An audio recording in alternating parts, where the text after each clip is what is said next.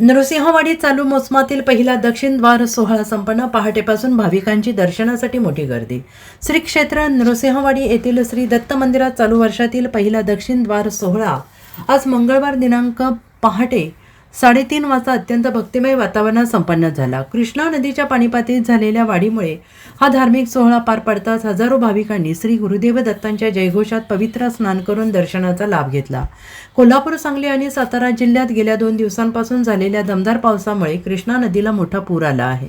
सोमवारी सायंकाळी नदीचे पाणी श्री दत्त मंदिर परिसरात पोहोचले होते. रात्रभर पाण्याची पातळी सुमारे 5 फूट वाढल्याने पहाटे 3:30 वाजता चालू मोसमातील पहिला दक्षिणद्वार सोहळा संपन्न झाला. दक्षिणद्वार सोहळ्याची माहिती इलेक्ट्रॉनिक माध्यमांद्वारे प्रसारित होताच सांगली, कोल्हापूर तसेच परिसरातील विविध भागातून भाविकांनी नृसिंहवाडीकडे धाव घेतली.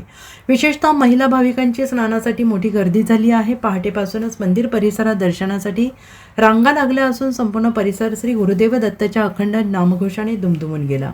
भाविकांची वाढती गर्दी लक्षात घेऊन श्री नृसिंह सरस्वती स्वामी दत्त देवस्थानतर्फे अतिरिक्त सुरक्षा रक्षकांची नियुक्ती करण्यात आली आहे. तसेच श्रींची उत्सवमूर्ती दर्शनासाठी परमपूज्य श्री नारायण स्वामी मंदिरात ठेवण्यात आली असून तिची आकर्षक फुलांची सजावट भाविकांचे विशेष लक्ष वेधून घेत आहे. दक्षिणद्वार सोहळ्याला दत्त संप्रदायात विशेष धार्मिक महत्त्व आहे. अशावेळी उत्तरेकडून वाहणारे कृष्णा नदीचे पाणी श्रींच्या चरणकमलावरून दक्षिणद्वारात प्रवेश करते. या पवित्र क्षणी स्नान करून श्रींचे दर्शन घेणे अत्यंत पुण्यदायी मानले जाते. त्यामुळे या सोहळ्याचे वृत्त समजतात सकाळपासून हजारो भाविकांनी नृसिंहवाडीत गर्दी केली असून मंदिर परिसरात भक्तिमय आणि उत्सवी वातावरण पाहायला मिळत आहे. अवधूत चिंतन श्री गुरुदेव दत्त.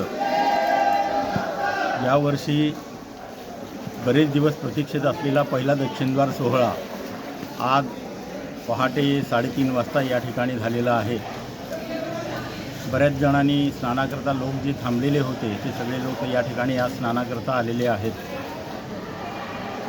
दत्तभक्त श्री गुरुदेव दत्त या गजरानं या ठिकाणी आज स्नान करतायत. या पर्वणीचा आनंद घेत आहेत. दत्तदेव संस्थांमार्फत देखील सुरक्षेच्या दृष्टीने या ठिकाणी ज्या ठिकाणी आवश्यकता आहे त्या ठिकाणी गर्डर्स, दोऱ्या बांधलेल्या आहेत. त्याचप्रमाणे स्वयंसेवक या ठिकाणी ठेवलेले आहेत.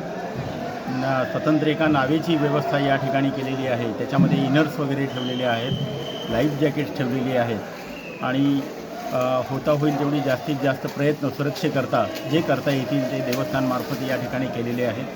दत्तदेव संस्थांमार्फत या ठिकाणी असणारं दैनंदिन नित्याकरता लागणारं जे सामान आहे कट्ट्यावरचं ते देखील स्वयंसेवक असोत किंवा दत्तभक्त असोत तर सर्वांच्या मदतीनं या ठिकाणी पाण्यामधून वर आणण्याचं काम या ठिकाणी चालू आहे. आणि अशा रीतीनं आज या वर्षातला पहिला दक्षिणद्वार सोहळा या ठिकाणी होतो आहे. अवधूत चिंतन Shri Gurudev Datta. Bureau report, SBN Marathi, Sangli.